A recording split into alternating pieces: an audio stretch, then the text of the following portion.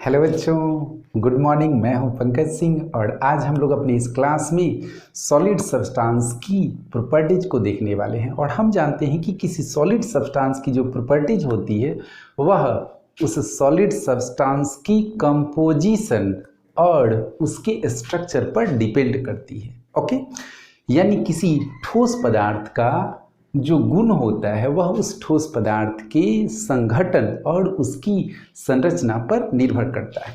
वैसे तो ठोस पदार्थ के जो प्रॉपर्टीज होते हैं वो बहुत बहुत ज़्यादा डिफरेंट प्रकार के होते हैं, लेकिन हम लोग अपना जो ये सॉलिड स्टेट चैप्टर है इसमें हम लोग दो प्रकार के प्रॉपर्टीज को डिस्कस करने वाले हैं। एक हमारा प्रॉपर्टीज है इलेक्ट्रिकल प्रॉपर्टीज और दूसरा है मैग्नेटिक प्रॉपर्टीज। तो हम लोग अपने इस क्लास में समझने की कोशिश करें कि किसी ठोस पदार्थ का विद्युतीय गुण क्या होता है, किसी ठोस पदार्थ का विद्युतीय गुण निर्धारित किस प्रकार से होता है। ओके, तो अगर हम लोग किसी ठोस पदार्थ के विद्युतीय गुण की बात करें तो जो ठोस पदार्थ होते हैं यह अपनी वैद्युतीय चालकता में एक बहुत ज़्यादा रेंज दर्शाते हैं।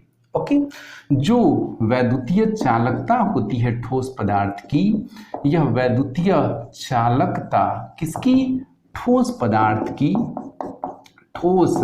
पदार्थ की वैद्युतीय चालकता 10 की पावर -20 पर ओम पर मीटर से 10 की पावर 7 पर ओम पर मीटर के 27 ऑर्डर के मैग्नीट्यूड में फैला होता है।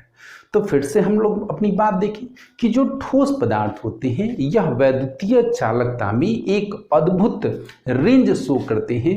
यह चालकता ठोस पदार्थों में कितने से कितने के बीच होती है? 10 की पावर -20 से लेकर 10 की पावर 7 पर ओम पर मीटर के 27 कोटियों में फैली होती है। वैद्युत चालकता के आधार पर हम लोग ठोस पदार्थों को 3 वर्गों में बांटते हैं, जो कि आप लोग हाई स्कूल में जानते हैं।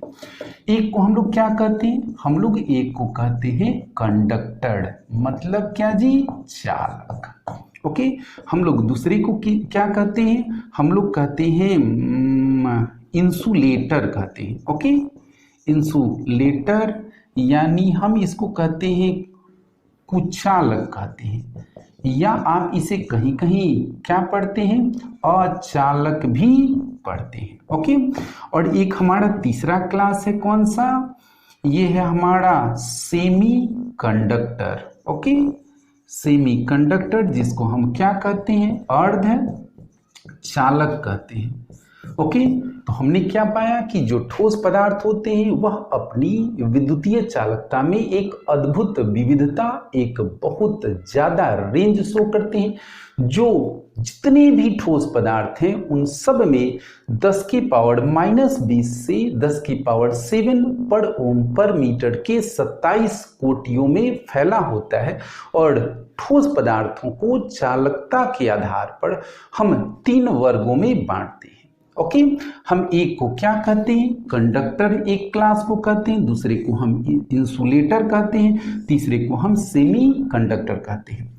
आपने हाई स्कूल में पढ़ा होगा कंडक्टर यानी चालक किसे कहते हैं? वे पदार्थ जिनसे विद्युत धारा आसानी से सुगमता से प्रवाहित हो सके उसे हम क्या कहते हैं? उसे हम लोग कंडक्टर कहते हैं। यानी that substance which easily passes electric current, okay, that is called conductor। तो कंडक्टर जो होते हैं उनकी चालकता का जो रेंज होता है वह कितना होता है? 10 की पावर 4 से 10 की पावर 7 पर ओम पर मीटर के रेंज में होता है। तो किसे कहते हैं चालक? वे पदार्थ जिनसे विद्युत धारा आसानी से सुगमता से प्रवाहित किया जा सके उसे हम लोग क्या कहते हैं? चालक कहते हैं। जिनकी चालकता का रेंज 10 की पावर 4 से लेकर 10 की पावर 7 पर ओम पर मीटर में होता है। अब आइए इंसुलेटर किसे कहते हैं यानी कुचालक किसे कहते हैं? वे पदार्थ जिनसे विद्युत धारा प्रवाहित न किया जा सके उन्हें हम इंसुलेटर कहते हैं। लेकिन इनसे विद्युत चालकता का इनका जो रेंज होता है वो कितना होता है? इनका रेंज होता है 10 की पावर -10 से 10 की पावर -20 पर ओम पर मीटर होता है। ओके, इसका मतलब कि ये भी कुछ अपनी चालकता रखते हैं और इनकी चालकता का रेंज कितना होता है? इस रेंज में आता है। अब आइए सेमीकंडक्टर। सेमीकंडक्टर वे पदार्थ होते हैं जिनकी चालकता का रेंज कंडक्टर और इंसुलेटर के बीच में लगभग होता है। ओके, और इनसे कुछ विद्युत धारा प्रवाहित किया जा सकता है और इनकी जो इलेक्ट्रिकल कंडक्टिविटी होती है उनका रेंज 10 की पावर -6 से 10 की पावर 4 पर ओम पर मीटर होता है। तो आपने क्या पाया कि on the basis of electrical conductivity substances may be classified into conductor, insulator and semiconductor. Okay, जिनसे इजिली वैद्युत धारा प्रवाहित किए जा सके, that is called conductor which having electrical conductivity in the range of 10 to the power 4 to 10 to the power 7 per ohm per meter. Okay, insulator is that substance which having electrical conductivity is in this range, and semiconductor is that solid substance which having the electrical conductivity is in the range between 10 to the power 6 to 10 to the power 4 per ohm per meter. इतनी बातें आप लोग जानते थे, पहले से भी जानते थे। हाँ, ये आपको ये ऑर्डर, ये रेंज इलेक्ट्रिकल कंडक्टिविटी का ये वैल्यू पता नहीं था, लेकिन इसका बेसिक कंसेप्ट आपने हाई स्कूल से ही पढ़ा होगा। अब हम लोग आइए फिर से कंडक्टर की बात हम लोग थोड़ा सा करें, जाने। हम लोग अगर कंडक्टर की बात देखें तो हम कंडक्टर को पुनः दो भागों में बांटते हैं। ओके, कंडक्टर को हम लोग दो भागों में बांटते हैं। एक को हम लोग क्या कहते हैं? मेटालिक कंडक्टर कहते हैं। क्या कहते हैं? मेटालिक कंडक्टर कहते हैं, जिसको हिंदी में हम क्या कहते हैं? धात्विक चालक हम कहते हैं। और दूसरा हमारा क्या है? इसको हम कहते हैं electrolytic conductor. Okay, electrolytic conductor कहते हैं, इसको हिंदी में हम क्या कहते हैं? विद्युत अपघटनी चालक। Okay, electrolytic conductor. तो हम लोग चालक को पुनः कितने वर्गों में बांटते हैं? दो प्रकार से। एक को हम लोग कहते हैं मेटालिक कंडक्टर और दूसरे को हम क्या कहते हैं? Electrolytic conductor. अब आइए हम लोग मेटालिक कंडक्टर के बारे में समझते हैं। मेटालिक कंडक्टर वे कंडक्टर होते हैं जिसमें अगर इलेक्ट्रिक फील्ड अप्लाइड किया जाए, वैद्युत क्षेत्र आरोपित किया जाए, तो ये बिना किसी केमिकल चेंज के इनसे वैद्युत धारा प्रवाहित हो जाती है। और इसके द्वारा वैद्युत धारा प्रवाह होने का कारण इसमें इलेक्ट्रॉनों का फ्री मूवमेंट है। ओके, तो बात समझ में आई कि जो धात्विक चालक होते हैं इसमें चालकता का कारण होता है फ्री इलेक्ट्रॉन का मूवमेंट। तो याद रहेगा, मेटालिक कंडक्टर किसे कहते हैं? धात्विक चालक वे चालक हैं जिनमें फ्री इलेक्ट्रॉन के गमन के कारण इनमें चालकता का गुण होता है। फ्री इलेक्ट्रॉन के मूवमेंट, फ्री इलेक्ट्रॉन के मूवमेंट के कारण इनमें चालकता का गुण होता है।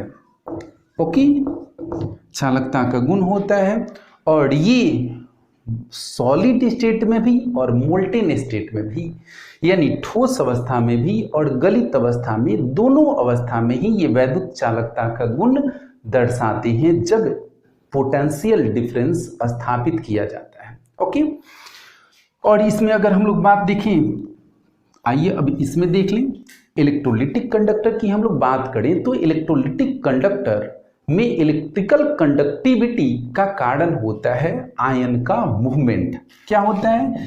इनकी वैद्युत चालकता, इनकी वैद्युत चालकता का गुण, इनकी वैद्युत चालकता का गुण इनमें फ्री आयन के मूवमेंट के कारण होता है। ओके, और इस कैटेगरी में कौन आते हैं? इस कैटेगरी में आते हैं आयनिक सॉलिड आते हैं। कौन आते हैं? आयनिक सॉलिड आते हैं। जैसे आयनिक ठोस की हम लोग बात करें तो हम इसका एग्जाम्पल क्या ले सकते हैं? NaCl ले सकते हैं। ओके, तो आप जानते हैं कि जो NaCl होते हैं, यदि इस NaCl को, जो कि एक प्रकार का इलेक्ट्रोलाइट है, और इस NaCl को यदि गलाया जाए, ओके, या इनका एक्वस सॉल्यूशन लिया जाए, तो इसमें जितने भी इनके क्रिस्टल लैटिस में जितने भी सोडियम आयन और क्लोराइड आयन है, वो सारे सोडियम आयन और क्लोराइड आयन फ्री हो जाते हैं मूवमेंट के लिए। और जब फ्री हो जाते हैं तो इनमें आयनों का क्या होने लगता है? गमन होने लगता है, और आयनों के गमन के कारण यह वैद्युत चालकता का गुण दर्शाने लगते हैं। ओके, लेकिन एक बात याद रखिए कि जो आयनिक ठोस होते हैं, ये आयनिक ठोस अवस्था में विद्युतीय चालकता का गुण दर्शाते नहीं है, क्योंकि हम पाते हैं कि जो आयनिक ठोस में जो केटायन और एनायन है, धनायन और ऋणायन है, इनमें strong electrostatic force of interaction होता है, जिसके कारण आयन फ्री मूव नहीं कर पाते हैं, और जब फ्री मूव नहीं कर पाते हैं तो ये विद्युत चालकता का गुण नहीं दर्शाते हैं। हाँ, ठोस अवस्था में ये little amount electrical conductivity show कर सकते हैं, जिसका कारण इनमें कुछ डिफेक्ट्स, जैसे इंटरस्टिशियल साइड पर डिफेक्ट या वैकेंसी डिफेक्ट हो सकता है, जिस डिफेक्ट कारण लिटिल अमाउंट में आयनिक सॉलिड इलेक्ट्रिकल कंडक्टिविटी शो कर सकते हैं। ओके, तो इतनी बातें आपको समझ में आई। हमने क्या बताया कि चालक वे पदार्थ हैं जिनसे सुगमता से वैद्युत धारा प्रवाहित किया जा सके, उसे हम लोग चालक कहते हैं, जिनकी वैद्युत चालकता का रेंज 10 की पावर 4 से 10 की पावर 7 पर ओम पर मीटर होता है। अब हम लोग चालक को दो प्रकार से क्लासिफाई करते हैं, दो भागों में हम इनको डिवाइड करते हैं। फिर से मैं बता दूं, एक को हम लोग मेटालिक कंडक्टर कहते हैं, ओके, और दूसरे को हम इलेक्ट्रोलिटिक कंडक्टर कहते हैं। मेटालिक कंडक्टर किसे कहते हैं? धात्विक चालक वे चालक होते हैं जिसकी चालकता का कारण क्या है? फ्री इलेक्ट्रॉन का गमन, और इनकी चालकता, किसी धातु की चालकता जो फ्री इलेक्ट्रॉन के मूवमेंट के कारण निर्धारित होती है, और यह चालकता इनके प्रति परमाणु संयोजकता इलेक्ट्रॉन की संख्या पर निर्भर करती है। किसी धातु के परमाणु के वैलेंस इलेक्ट्रॉन कितने हैं, यह वैलेंस इलेक्ट्रॉन की संख्या ही उस धातु की चालकता को निर्धारित करती है। और यदि हम लोग देखें तो मेटल जो होते हैं गुड कंडक्टर ऑफ इलेक्ट्रिसिटी होते हैं, जिनकी कंडक्टिविटी कितनी होती है? 10 की पावर 7 पर ओम पर मीटर होती है। याद रहेगा कि जो धातु होते हैं वो एक बेहतर चालक होते हैं, जिसका कारण इनके प्रति परमाणु फ्री इलेक्ट्रॉन का होना है, और इनकी चालकता 10 की पावर 7 पर ओम पर मीटर होती है। और ये धातु मोल्टेन अवस्था में भी और सॉलिड अवस्था में भी, दोनों अवस्थाओं में ही यह वैद्युत धारा का एक उत्तम चालक की भूमिका रखते हैं। इतनी बातें समझ में आई। अब हम लोग देखें फिर से इलेक्ट्रिकल कंडक्टर, इलेक्ट्रोलिटिक कंडक्टर। तो इलेक्ट्रोलिटिक कंडक्टर किसे कहते हैं? तो इसके अंतर्गत कौन आते हैं? इसके अंतर्गत आयनिक सॉलिड आते हैं। तो आयनिक सॉलिड में कौन आ गया? NaCl आ गया, KCl आ गया, जितने भी आयनिक सॉलिड हैं सब इसके अंतर्गत आ जाते हैं। और इसमें ये इनका नेचर है कि ये सॉलिड अवस्था में इलेक्ट्रिकल कंडक्टिविटी का गुण दर्शाते नहीं है, क्योंकि ठोस अवस्था में आप पहले पढ़ चुके हैं इस चैप्टर में, जो NaCl की हम क्रिस्टल की बात करें तो NaCl के क्रिस्टल में sodium ion, chloride ion, sodium ion, chloride ion, okay, ये आप जानते हैं, ये बिल्कुल इनके बीच में क्रिस्टल में क्या होता है, इनके बीच में स्ट्रॉन्ग इलेक्ट्रोस्टैटिक फोर्स होता है और ये इलेक्ट्रोस्टैटिक फोर्स इतना प्रबल होता है कि ये आयन फ्री मूव नहीं कर पाते हैं, जिसके कारण ये इलेक्ट्रिकल कंडक्टिविटी का गुण नहीं दर्शाते हैं। किस अवस्था में? सॉलिड अवस्था में। लेकिन जैसे ही आप आयनिक सॉलिड को आप मोल्टेन फॉर्म में ले लेते हैं, गलित अवस्था में ले लेते हैं, या फिर इनका एक्वस सॉल्यूशन ले लेते हैं, दैट मीन्स पोलर सॉल्वेंट में इनको आप डिजॉल्व कर देते हैं, तो इनके बीच में जितने भी electrolytic electrostatic force of interaction होता है वीक हो जाता है और सारे जो आयन होते हैं वो फ्री हो जाते हैं। और आयन के फ्री होने के कारण जब आप इलेक्ट्रिक फील्ड अप्लाई करते हैं तो उस अप्लाई किए गए इलेक्ट्रिक फील्ड में ये सारे आयन मूव करने में सक्षम होते हैं, जिसके कारण इलेक्ट्रोलिटिक कंडक्टिविटी का गुण इनमें आ जाता है। ओके, तो याद रहेगा मेटालिक कंडक्टर में फ्री इलेक्ट्रॉन के मूवमेंट के कारण कंडक्टिविटी का नेचर पाया जाता है और इलेक्ट्रोलिटिक कंडक्टर में फ्री आयन के मूवमेंट के कारण इनकी कंडक्टिविटी का गुण पाया जाता है। ओके, तो अब आइए हम लोग आगे बढ़ते हैं। अब एक बात अगर हम लोग देखें कि आखिर जो कंडक्टर होते हैं वो उस कंडक्टर में अगर हम लोग सॉलिड कंडक्टर की बात करें यानी हम लोग मेटालिक कंडक्टर की बात करें, मतलब हम लोग इलेक्ट्रोलिटिक कंडक्टर को हटा करके अगर बात करें तो हमें यह समझना होगा कि जितने भी कंडक्टर होते हैं, सॉलिड कंडक्टर होते हैं, मेटालिक कंडक्टर होते हैं, उनमें कंडक्टिविटी का गुण अलग अलग सब में होता है। और मैंने पहले ही क्लियर किया है कि जो सॉलिड सब्सटेंस में इलेक्ट्रिकल कंडक्टिविटी का गुण पाया जाता है वह मेटालिक कंडक्टर की अगर बात किया जाए तो उसमें प्रति परमाणु फ्री इलेक्ट्रॉन की संख्या पर डिपेंड करता है। ओके, तो आइए हम लोग फिर से अपना सॉलिड सब्सटेंस की इलेक्ट्रिकल कंडक्टिविटी को तीन भागों में हम लोग जो पहले देखे हैं, कौन सा देखे हैं? हम लोग देखे हैं कंडक्टर, ओके, और फिर हम लोग क्या देखे हैं? इंसुलेटर देखे हैं, और फिर हम लोग क्या देखे हैं? हम लोग सेमी कंडक्टर देखे हैं। ओके, तो हम लोग फिर से इनको बारी बारी से समझने की कोशिश किया जाए और इनको समझने के लिए हम लोग किसका आधार लें? बैंड थ्योरी लें। क्या लें? बैंड थ्योरी हम लोग लें। फिर से हम लोग देखिए बात कि हम लोग अगर सॉलिड सब्सटेंस की बात करें, there are of 3 category, conductor, insulator and semiconductor. Okay, हम इन तीनों की जो इलेक्ट्रिकल कंडक्टिविटी में डिफरेंस है उस डिफरेंस को हम लोग किसके द्वारा कोशिश करें समझने के लिए? बैंड थ्योरी के द्वारा समझने की कोशिश करें। और यह बैंड थ्योरी किसके ऊपर डिपेंड करता है? बैंड थ्योरी डिपेंड करता है बेस्ड ऑन, ये किसके ऊपर आधारित है? Based on molecular orbital theory. Okay, molecular orbital theory, जिसको आप लोगों MOT भी कहते हैं। और मोलिकुलर ऑर्बिटल थ्योरी आपने 11 क्लास के chemical bonding and molecular structure जो चैप्टर रहा उस चैप्टर में आपने मोलिकुलर ऑर्बिटल थ्योरी को पढ़ लिया है। तो फिर से हम लोग बात देखें कि हम लोग कंडक्टर, इंसुलेटर और सेमी कंडक्टर को बैंड थ्योरी के आधार पर फिर से हम लोग समझने की कोशिश करें। यहाँ हम लोग इलेक्ट्रोलिटिक कंडक्टर को साइड कर लें और इन तीनों कैटेगरी में हम लोग समझने की कोशिश करें किसके बेसिस पर?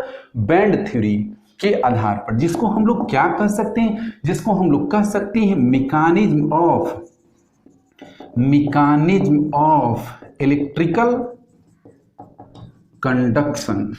ओके, इलेक्ट्रिकल कंडक्शन यानी वैद्युत चालकता की क्रियाविधि क्या है? उस वैद्युत चालकता की क्रियाविधि को हम लोग किसके आधार पर समझने की कोशिश करें? बैंड थ्योरी के आधार पर समझने की कोशिश करें। और यह बैंड थ्योरी क्या है? मोलिकुलर ऑर्बिटल थ्योरी, आणविक कक्षक सिद्धांत के आधार पर यह आधारित कंसेप्ट है। क्लियर हो गया? आगे बढ़ा जाए। ओके, तो हम लोग अगर आगे बढ़े तो बैंड थ्योरी को आपको समझने के लिए थोड़ा सा 11 क्लास का आपको मोलिकुलर ऑर्बिटल थ्योरी का बेसिक कंसेप्ट क्लियर होगा, तभी आपको बैंड थ्योरी समझ में आएगा। तो हम लोग इसको देखें, जिन लोगों ने पढ़ा होगा उनका रिवीजन हो जाएगा, जिन लोगों ने नहीं पढ़ा होगा उन लोगों को इसकी सहायता से बैंड थ्योरी आसानी से समझ में आ जाएगा। तो आप आइए इसको समझने की कोशिश करिए, ओके, जिसका मतलब कि आप इलेक्ट्रिकल कंडक्टिविटी की क्या देखने जा रहे हैं, मैकेनिज्म देखने जा रहे हैं। तो आप सभी लोग जानते हैं कि परमाणु मिलकर यानी एटम और एटम मिलकर क्या बनाता है। आप सभी लोग जानते हैं एटम और एटम मिलकर किस चीज का निर्माण करता है, मॉलिक्यूल का निर्माण करता है। यानी अगर हम लोग बात करें तो परमाणु और परमाणु मिलकर किस चीज का निर्माण करता है, अणु का निर्माण करता है। तो क्या परमाणु मिलते हैं, एक परमाणु दूसरे परमाणु से मिलते हैं तो परमाणु का क्या मिलता है, ओके। तो परमाणु मिलना यानी एटॉमिक ऑर्बिटल मिलता है। क्या मिलता है, एटॉमिक ऑर्बिटल मिलता है, एटॉमिक ऑर्बिटल मिलता है, ओके। और एटॉमिक ऑर्बिटल मिलकर किस चीज का निर्माण करता है, मॉलिक्यूलर ऑर्बिटल का निर्माण करता है, ओके। मॉलिक्यूलर ऑर्बिटल का निर्माण करता है। फिर से मेरी बात समझिए कि परमाणु के परमाणु कक्षक मिलकर किस चीज का निर्माण करते हैं, आणविक कक्षक का निर्माण करते हैं। और आणविक कक्षक का जो निर्माण होता है वह कितने प्रकार के होते हैं, 2 प्रकार के होते हैं, ओके। याद मैं दिला दे रहा हूं, एक को हम लोग क्या कहते हैं, हम लोग कहते हैं बॉन्डिंग मोलिक्यूलर ऑर्बिटल, हम लोग कहते हैं, ओके। बॉन्डिंग मोलिक्यूलर ऑर्बिटल आबंधी आणविक कक्षक, और दूसरे को हम क्या कहते हैं, एंटी बॉन्डिंग मोलिक्यूलर ऑर्बिटल हम कहते हैं, ओके। तो there are 2 type of molecular orbital, one is called bonding molecular orbital और एंटी बॉन्डिंग मोलिक्यूलर ऑर्बिटल। तो जो बॉन्डिंग मोलिक्यूलर ऑर्बिटल होती है इसकी ऊर्जा, इसकी एनर्जी कम होती है और एंटी बॉन्डिंग मोलिक्यूलर ऑर्बिटल की एनर्जी अधिक होती है। इसलिए बॉन्डिंग मोलिक्यूलर ऑर्बिटल की स्टेबिलिटी ज़्यादा होती है क्योंकि ऊर्जा कम होती है, और एंटी बॉन्डिंग मोलिक्यूलर ऑर्बिटल की एनर्जी ज़्यादा होती है, इसलिए इसका स्टेबिलिटी कम होता है।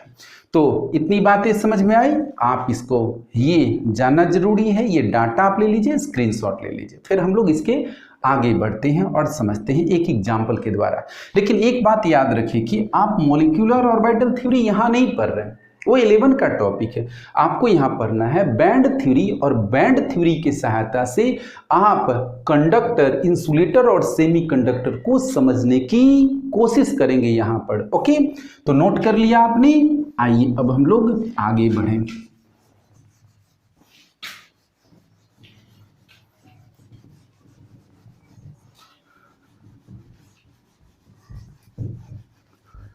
हम लोग इसके लिए एग्जाम्पल ले लें, कौन सा, हम लोग एग्जाम्पल ले लें फॉर्मेशन ऑफ H2 को। क्या ले लें, फॉर्मेशन ऑफ H2 ले लें, H2 अणु के निर्माण को हम ले लें, ओके। तो हम क्या देखते हैं, हम जानते हैं कि हाइड्रोजन का एटॉमिक नंबर कितना होता है, 1 होता है, 1s1 होता है। ग्राउंड स्टेट में इसका जो इकलौता इलेक्ट्रॉन होता है वो किस ऑर्बिटल में होता है, 1s ऑर्बिटल में होता है, ओके। तो अब ध्यान से देखिए, यहाँ पर ये आपका हो गया, ओके। बने रहिए मेरे साथ, तभी आपको समझ में आएगा, ओके, अन्यथा समझने में दिक्कत हो जाएगी। अब यहाँ पर समझिए, हमने यहाँ पर क्या बनाया, परमाणु कक्षक, और ये भी क्या है, परमाणु कक्षक यानी एटॉमिक ऑर्बिटल। एटॉमिक ऑर्बिटल हम यहाँ लिख दें, मैंने ये सामने जो बनाया है वो क्या बनाया है, एटॉमिक ऑर्बिटल बनाया है, और ये भी क्या है, एटॉमिक ऑर्बिटल है। और ये एटॉमिक ऑर्बिटल मिलके क्या बनाएंगे, एटॉमिक ऑर्बिटल मिलके मॉलिक्यूलर ऑर्बिटल का निर्माण करेंगे। इतनी बातें समझ में आई कि एटॉमिक ऑर्बिटल मिलकर मॉलिक्यूलर ऑर्बिटल का निर्माण करते हैं।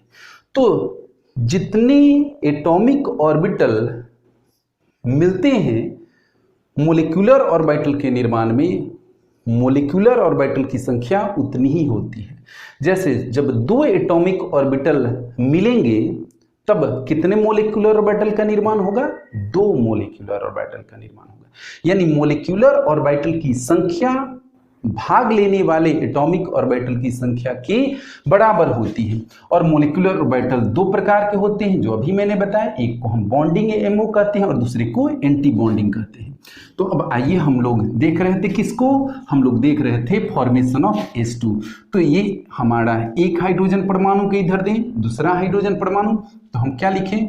1s एटॉमिक ऑर्बिटल ऑफ किसका? H। एक हाइड्रोजन परमाणु का एटॉमिक ऑर्बिटल यानी 1s atomic orbital of H, तो कितना है? एक इलेक्ट्रॉन, मैंने दिखा दिया। फिर एक दूसरा हाइड्रोजन परमाणु, एक हाइड्रोजन परमाणु का मैंने दिखा दिया, तो यहां भी 1s atomic orbital of hydrogen, इसमें भी एक इलेक्ट्रॉन है। अब दो हाइड्रोजन के एटॉमिक ऑर्बिटल मिलेंगे तो कितने मॉलिक्यूलर ऑर्बिटल बनेंगे? दो। तो हम क्या कहेंगे? एक को हम कहते हैं बॉन्डिंग मॉलिक्यूलर ऑर्बिटल और दूसरे को एंटी बॉन्डिंग मॉलिक्यूलर ऑर्बिटल। और एनर्जी का ऑर्डर क्या होता है? एनर्जी का ऑर्डर बॉन्डिंग का कम और एंटी बॉन्डिंग का अधिक होता है। तो हम लोग इसको क्या कहेंगे? सिग्मा 1s और ये sigma anti bonding 1s। Clear? Atomic orbital मिलके मोलिकुलर ऑर्बिटल, इसको हम बॉन्डिंग और इसको एंटी बॉन्डिंग को स्टार के द्वारा रिप्रेजेंट करते हैं। तो एक और एक दोनों इलेक्ट्रॉन इसी में आ जाएगा। ओके, क्योंकि एक मोलिकुलर ऑर्बिटल चाहे एक एटॉमिक ऑर्बिटल में भी कितने इलेक्ट्रॉन रहते हैं? दो रह सकते हैं मैक्सिमम। तो यहाँ पर दो हो गया, अब एक और एक दो हो गया, इसमें ये खाली है। ओके, तो हमने क्या देखा कि जब एक एटॉमिक ऑर्बिटल से मिलते हैं तो कितने मोलिकुलर ऑर्बिटल का निर्माण होता है? दो मोलिकुलर ऑर्बिटल का। एक को हम बॉन्डिंग, दूसरे को एंटी बॉन्डिंग। बॉन्डिंग की एनर्जी कम, एंटी बॉन्डिंग की ज्यादा, इसलिए इसकी स्टेबिलिटी अधिक और इसकी स्टेबिलिटी कम होती है। ओके, तो ये बात समझ में आ गया। अब आइए हम लोग इसी तरीके से अगर तो ये हमारा क्या हो गया? Sigma 1s molecular orbital of किसका? H2 हो गया। ओके, और sigma anti bonding 1s molecular orbital of किसका हो गया? H2 हो गया। इसमें कोई इलेक्ट्रॉन नहीं है, ये इम्प्टी ऑर्बिटल है। ओके, ये खाली है, वैकेंट है और इसमें ये भरा हुआ है। अब और भी हम लोग एग्जाम्पल ले सकते हैं। जैसे हम लोग अगर फॉर्मेशन ऑफ Li2 की बात करें, लिथियम की बात करें, तो लिथियम की परमाणु संख्या कितनी होती है? 3 होती है। 1s2 2s1 और 2p भी इसमें है, 0 है। आप जानते हैं ये पहली कक्षा, ये दूसरी कक्षा हो गया। ये हो गया हमारा वैलेंस ऑर्बिटल, वैलेंस सेल हो गया। इसमें 2s ऑर्बिटल में इलेक्ट्रॉन है और 2p में नहीं है, बट 2s है तो 2p भी अवेलेबल है इलेक्ट्रॉन के लिए, भले इसमें इलेक्ट्रॉन न है। इतनी बातें समझ में आई?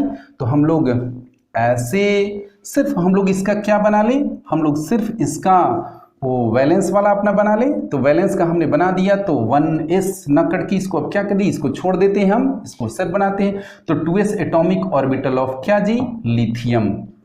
ओके, एक और ये भी एक दूसरे का 2s एटॉमिक ऑर्बिटल ऑफ क्या हो गया? लिथियम। और यहाँ पर sigma 2s MO of Li2 और sigma anti bonding MO of Li2, तो ये हो गया P। यहाँ पर खाली है, मैंने इसको रिप्रेजेंट नहीं किया है। आप ये सब नोट कर लेंगे।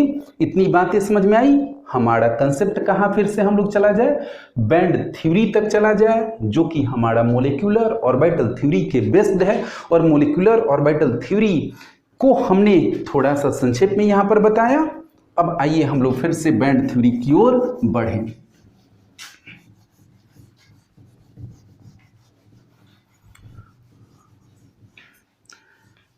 अगर हम किसी मेटल की बात करते हैं तो मेटल का जो कंपोनेंट पार्टिकल होता है, वो कंपोनेंट पार्टिकल उसके क्या होते हैं? पॉजिटिव आयन होते हैं। तो फिर से मेरी बात देखिए कि मेरे पास में अगर कोई सॉलिड सब्सटेंस, तो उस ठोस पदार्थ का जो निर्माण हुआ होता है, उस ठोस पदार्थ के निर्माण में बहुत सारे परमाणु होते हैं। फिर से मेरी बात सुनिए कि मेरे पास यदि कोई ठोस पदार्थ है तो उस ठोस पदार्थ में बहुत सारे परमाणु हैं, और बहुत सारे परमाणु हैं तो उन बहुत सारे परमाणुओं के परमाणु कक्षक दैट मीन्स एटॉमिक ऑर्बिटल हैं, और बहुत सारे जब एटॉमिक ऑर्बिटल हैं तो वो सारे एटॉमिक ऑर्बिटल मिलकर मोलिकुलर ऑर्बिटल का भी निर्माण करेंगे, और मोलिकुलर ऑर्बिटल इस प्रकार से बहुत ज़्यादा होगी, और मोलिकुलर ऑर्बिटल ज़्यादा होने से मोलिकुलर ऑर्बिटल के एनर्जी में सिमिलरिटीज होगी, और मोलिकुलर ऑर्बिटल की सिमिलरिटीज के कारण किस चीज का निर्माण होगा? बैंड का निर्माण होगा, जो कितने प्रकार के होंगे? 2 प्रकार के। एक को हम क्या कहेंगे? वैलेंस बैंड कहेंगे, और दूसरे को हम क्या कहेंगे? कंडक्शन बैंड कहेंगे। ओके, हम क्या कहेंगे? वैलेंस बैंड एक को कहेंगे, और दूसरे को हम क्या कहेंगे? दूसरे को हम कंडक्शन बैंड कहेंगे। तो फिर से मेरी बात समझिए कि बैंड किसे कहते हैं? बैंड किसे कहते हैं? हमने क्या बताया कि धातु में परमाणुओं की संख्या, धातु में परमाणुओं की संख्या बहुत अधिक होती है, संख्या बहुत अधिक होती है। फलस्वरूप सभी परमाणुओं के परमाणु कक्षक होते हैं। ये सभी परमाणु कक्षक मिलकर आणविक कक्षक का निर्माण करते हैं। इन आणविक कक्षकों की संख्या भी बहुत अधिक होती है। इनकी ऊर्जा इतनी पास होती है कि ये एनर्जी के आधार पर बैंड का निर्माण करते हैं, जो वैलेंस बैंड तथा कंडक्शन बैंड होता है।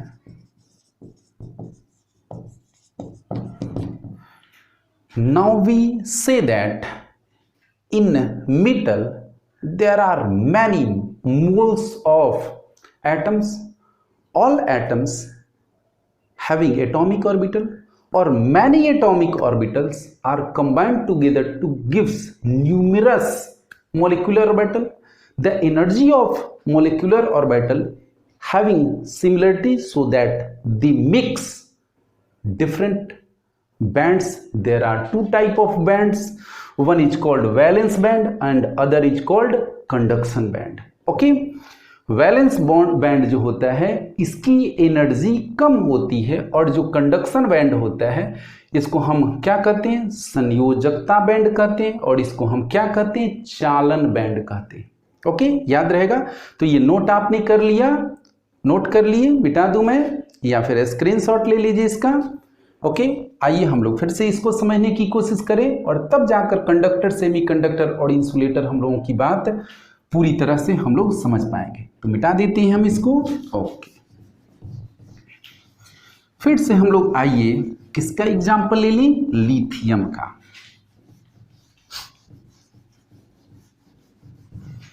फिर से हम लोग एग्जाम्पल ले लें किसका?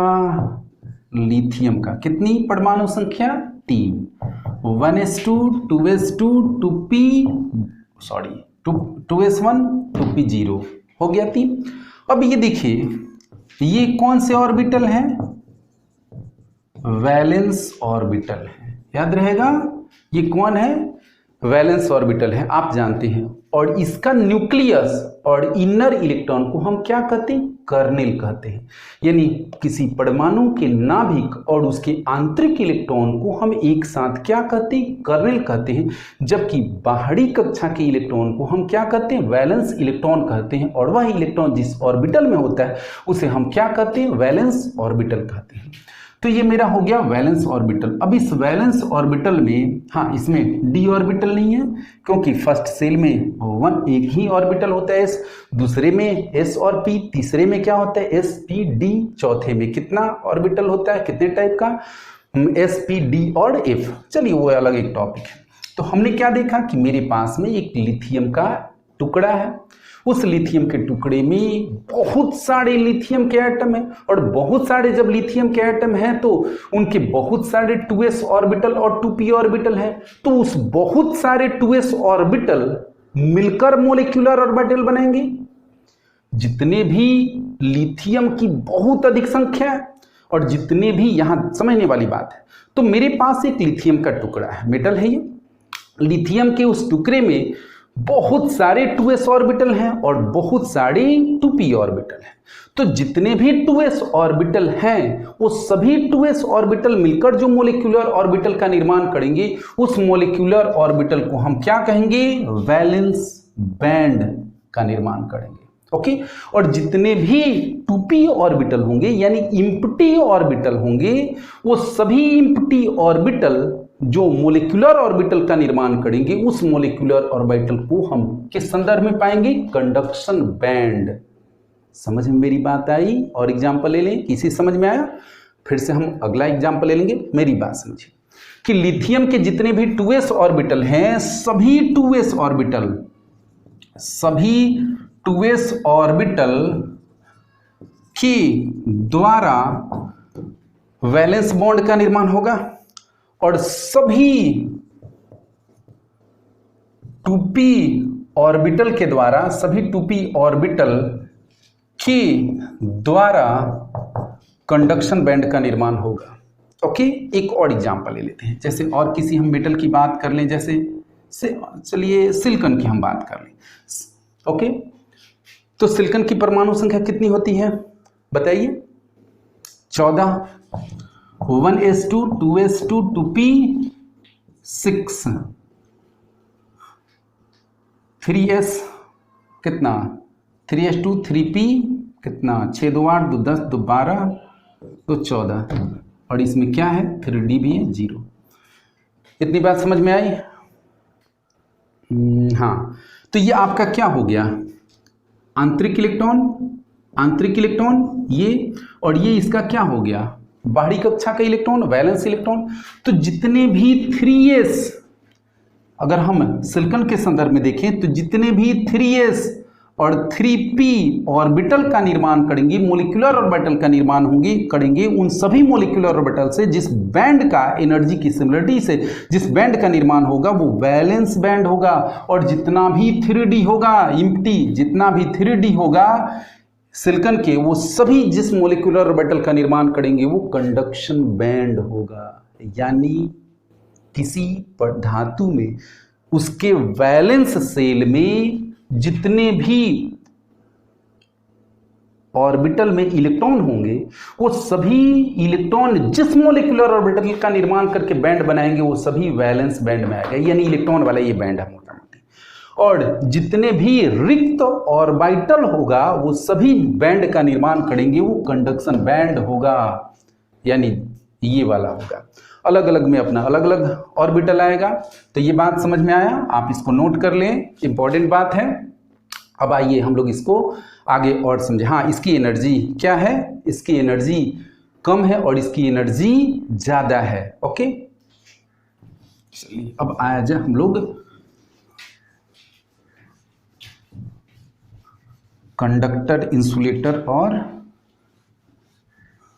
सेमीकंडक्टर पर। अगर हम लोग मेटल की बात करें तो मेटल में जो हमारा ये एक हो गया क्या जी, एक हमारा ये बैंड हो गया, ये बैंड क्या है? पार्शियली फिल्ड है। ये बैंड क्या है? पार्शियली फिल्ड है।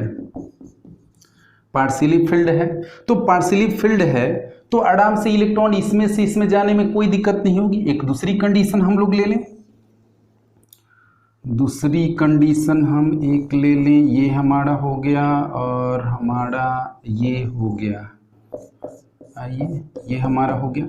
अब ये मेरा क्या है? ये हमारा है वैलेंस बैंड और ये मेरा है कंडक्शन बैंड है। अब आप ध्यान से देखेंगे कि वैलेंस बैंड और कंडक्शन बैंड एक दूसरे से क्या कर रहा है? ओवरलैप कर रहा है। तो इसमें से इलेक्ट्रॉन आसानी से इसमें जंप करके जा सकता है। तो मेटल के संदर्भ में यानी कंडक्टर के संदर्भ में क्या होगा? चालक के संदर्भ में या तो पार्शियली फिल्ड होगा बैंड, ओके, और पार्शियली फिल्ड होगा तो इलेक्ट्रॉन को इससे यहां आने जाने में कोई दिक्कत नहीं होगी, इसलिए अपनी ये सुचालकता दर्शाएगा, कंडक्टिविटी दर्शाएगा। लेकिन एक और भी कंडीशन बनती है कि वैलेंस बैंड और कंडक्शन बैंड ये क्या होंगे? ओवरलैपिंग करेंगे और ओवरलैपिंग करेंगे जिससे आसानी से इसमें से इलेक्ट्रॉन क्या हो जाएगा? इसमें जा सकता है और इसमें जा सकता है वैलेंस बैंड से कंडक्शन बैंड में, इसलिए ये अपनी चालकता को शो करेंगे। एक ये हो गई बात कंडक्टर के लिए, मेटल के लिए। अब आइए सेमी कंडक्टर की हम लोग पहले इंसुलेटर की बात किया जाए। तो इंसुलेटर की हम लोग बात करें तो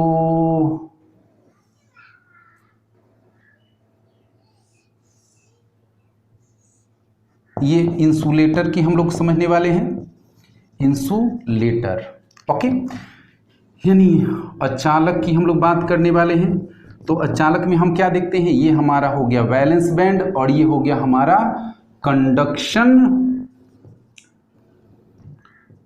कंडक्शन बैंड हो गया। Low energy, high energy. हाँ, यहाँ पर आप एनर्जी को हम यहाँ दिखा देते हैं, एनर्जी इस संदर्भ में प्रोपेगेट हो। तो वैलेंस बैंड और कंडक्शन बैंड के बीच में यहाँ पर जो एरिया है इसको हम क्या कहते हैं? ये जो एरिया है इसको हम कहते हैं एनर्जी गैप। क्या कहते हैं? एनर्जी हम गैप कहते हैं, या हम कहते हैं FORBIDDEN, फॉरबिडन जोन हम कहते हैं। ओके, तो फॉरबिडन जोन यानी वैलेंस बैंड और कंडक्शन बैंड में इतना ज़्यादा एनर्जी का गैप है कि इससे इलेक्ट्रॉन इसमें जा नहीं सकते हैं, और जब जा नहीं सकते हैं तो ये वैद्युत चालकता का गुण दर्शाता नहीं है। तो फॉरबिडन गैप समझ गए, एनर्जी गैप समझ गए, यानी कंडक्शन बैंड और वैलेंस बैंड में इतना ज़्यादा एनर्जी का अंतर है कि इलेक्ट्रॉन इसमें से इसमें जंप नहीं कर सकते हैं। इस कारण से इंसुलेटर वैद्युत चालकता का गुण नहीं दर्शाते। एक तीसरी कंडीशन हमारा है,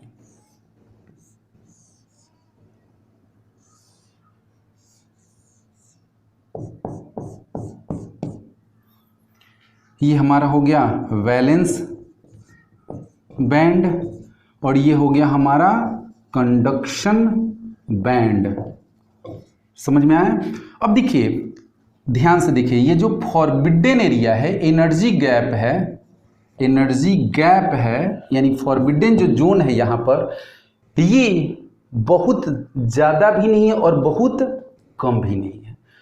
थोड़ा सा डिफरेंस है जिससे इसमें से इलेक्ट्रॉन इसमें क्या हो सकते हैं? थोड़ा सा कुछ जंप मार सकते हैं, और जब जंप मार सकते हैं तो ये कुछ वैद्युत चालकता का गुण दर्शाता है। और यह क्या कहलाता है? यह कहलाता है सेमी कंडक्टर कहलाता है।